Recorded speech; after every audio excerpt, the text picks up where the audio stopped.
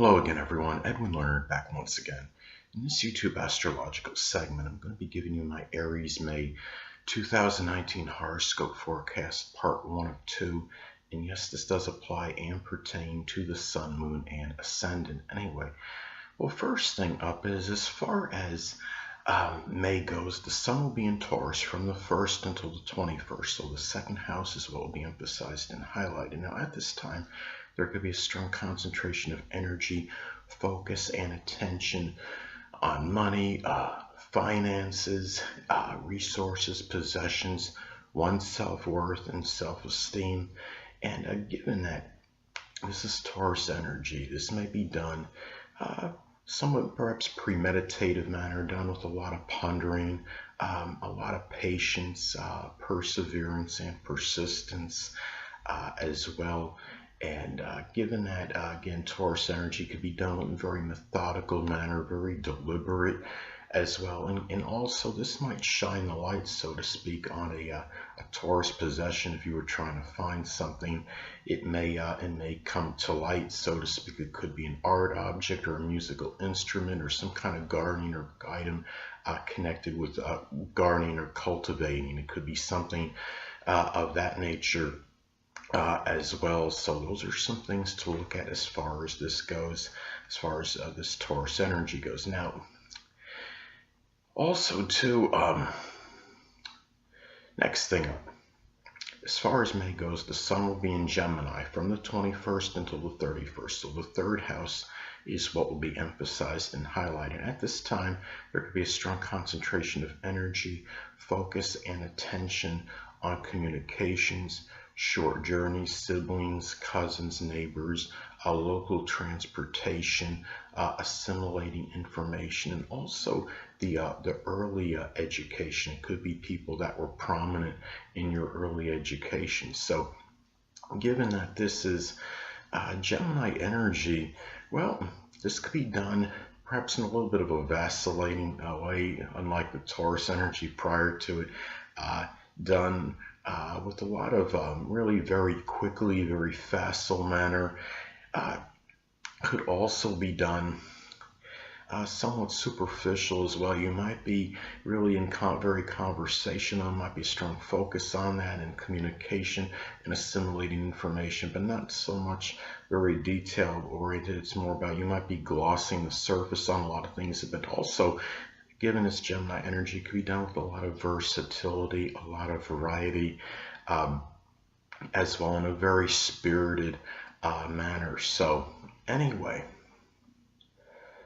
well, the next thing up is there will be a new moon in Taurus on May 4th. So the second house is what will be emphasized and highlighted at this time. Well, this could be about perhaps a new Taurus job you may, or money-making endeavor you may embark on at this time. It could be something connected, it could be with gardening or cultivating, something with banking or money or finance. It could be something with accounting or working as a financial advisor, a stockbroker, even working as a pawnbroker, because Taurus energy, of course, is about knowing, understanding the value of items. And it could be in time too where you might begin to do something connected with your self-worth, with a lot of persistence and tenacity at this time, and a lot of patient energy as well, and also incorporating these Taurus qualities perhaps into things you value, valuing more persistence, perseverance, and patience, and than trying to do things maybe a little bit more methodically. Those could be things that you may start to value more at this time.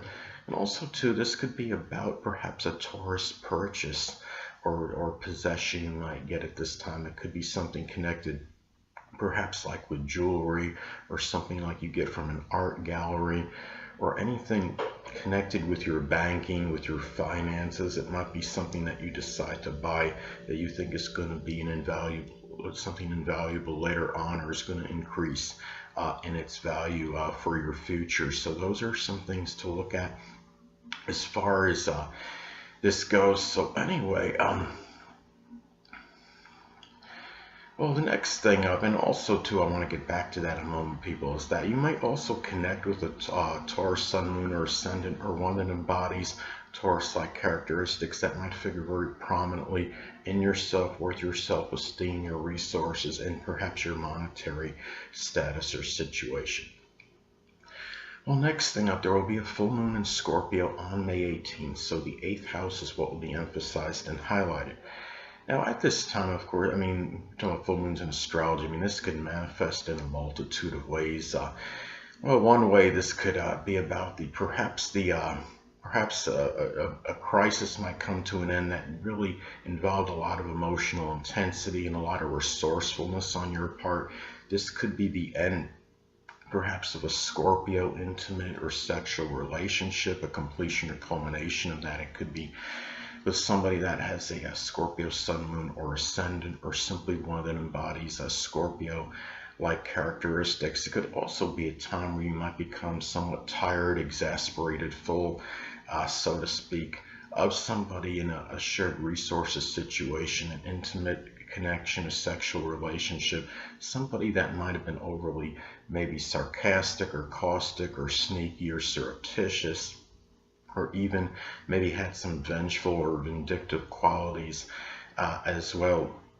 But also too, this could also be about, at this time, this could be about the unveiling, or it could be about some unveiling or revelation of a surgical matter.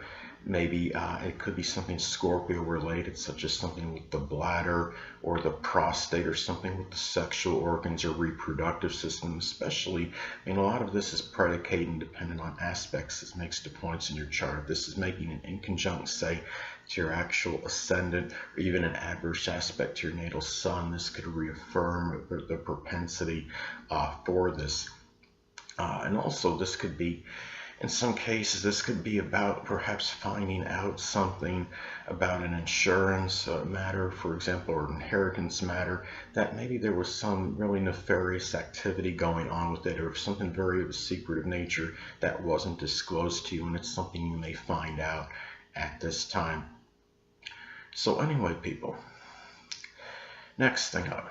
Well, Mercury will be in Aries as far as May goes, from the 1st until the 6th. So the first house is what will be emphasized and highlighted. Now, at this time, of course, you might come across, well, you might simply be more voluble and loquacious than usual, talking about perhaps a lot of Aries subjects. It could be connected with fire, firefighting, welding, carpentry, doing things connected with leadership, being a leader, anything that could be Aries related. Could also be where you're more direct and outspoken on a first impression, if that's even possible. But that might even be a little bit more intensified, given this is Mercury and Aries energy.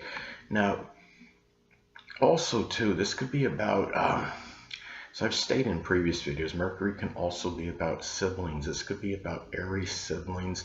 They could be Aries sun, moon, or ascendant people, or simply ones that embody Aries characteristics that might be more prominent in your outlook on life, making a first impression, even your appearance, or even new beginnings at this time. You might also find yourself talking about Aries new beginnings. They could be something with firefighting, welding, carpentry, something with sports, something in the leadership capacity, maybe doing something as a surgeon, or even like law enforcement, something that requires courage and confrontation. It could even be doing something with auto repossession. And also you might find yourself a lot more original and pioneering thinking, innovative thinking, original thinking at this time, and this could be seen very readily on that first impression, of course. So anyway, next thing up, well, as far as May goes, Mercury will be in Taurus from the 6th until the 21st, so the second house is what will be emphasized and highlighted. Now, at this time, you might find yourself assimilating information, learning things more visually at this time regarding matters with money and how to generate income at this time. And also too, this could be about where, as I've stated previously, that Mercury can also be about siblings. This could be about perhaps Taurus siblings. It could be Taurus sun, moon, or ascendant people, or simply ones that embody Taurus-like characteristics and might figure more prominently in your values, in your resources, your possessions, your self-worth, how you feel about yourself, your possessions, and even your monetary situation. Whether they have a positive or adverse effect, a lot of that could be dependent and predicated on aspects it makes to points in your chart. It makes a little predominant, a lot of negative aspects.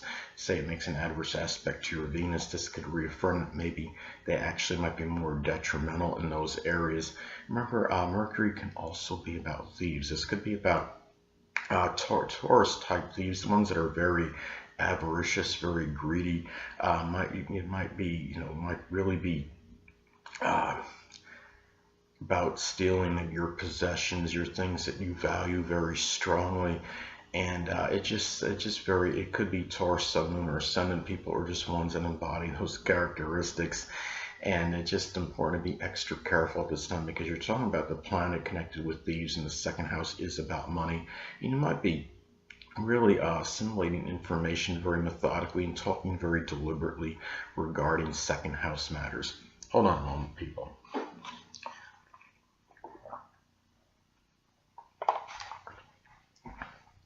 Sorry about that, I'm back.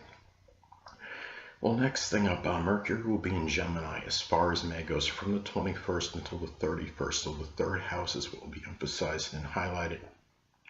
At this time, you might be talking about manifold subjects with siblings, cousins, with neighbors, people prominent in your short journeys. This could also be about, remember, as I've stated before, siblings. This could be about Gemini, Sun, Moon, or Ascendant.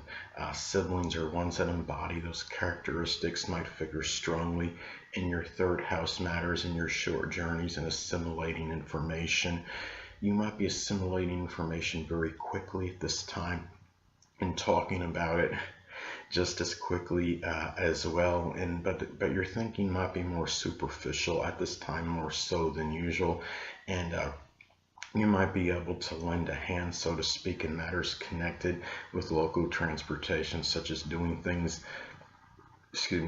working on cars, showing some dexterity as far as that goes. And anyway, that's the next thing up that I want to get at is that last but not least, Venus will be in Aries as far as May goes from the 1st until the 15th. So the first house is what will be emphasized and highlighted. Now, at this time, you might find yourself spending more impulsively on yourself. You might come across as more attractive on a first impression than usual. You might find yourself maybe doing something with sportwear, or wearing, it might be tied in with some kind of headwear, appearing very sexy or on a first impression. Now, could also be a time where it could be very prominent for Aries relationships. It could be maybe people that you knew from your early childhood. It could be a grandmother even. It could be Aries, Sun, Moon, or Ascendant people, or simply ones that embody Aries characteristics. Now, this kind of, when you're talking about this energy, is a little bit paradoxical, because you have Venus connected with gentleness and docile energy, and then you have Aries as more combative, more contentious. This could be about really about a time where you're more about gentle, combative energy, about being disputatious without being disagreeable, and really in something that you're showing really strongly through your outer demeanor that really comes right out when people first see you. And also, too, this is about a lot of self-love, I believe, as well, and loving your Aries qualities, loving perhaps your abruptness and your maybe fearlessness, your courage, your fortitude, the fact that you can be very outspoken and speak your mind, and that you don't mince words, things of that nature. But also be careful, because Venus is connected, of course, with the throat and with the neck area, and just be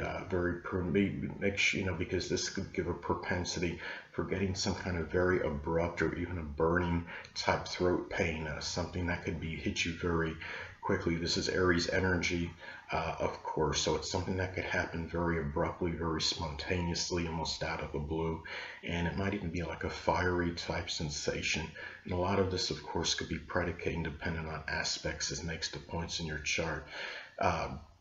So if this is like, say, making an adverse aspect to your sun at the same time, and as this is in your first house, say if it's in your first house in your natal chart, this could give perhaps greater propensity for having some kind of issues with this. So anyway, people, that will conclude this YouTube astrological segment for my Aries May 2019 horoscope forecast, part 1 of 2. Stay tuned next time where I'll be giving you my Aries May 2019 horoscope forecast, part 2 of 2. Two things I want to get with you on before I head out. Firstly, the stars may impel but do not compel. And secondly, never isolate any single astrological element, aspect, planetary placement, position, configuration, influence, or what have you, and make an analysis of a person, astrologically speaking, based on this alone, because astrologically speaking, the person is the sum of all their components in their natal chart and not just one. Until next time, people, stay well.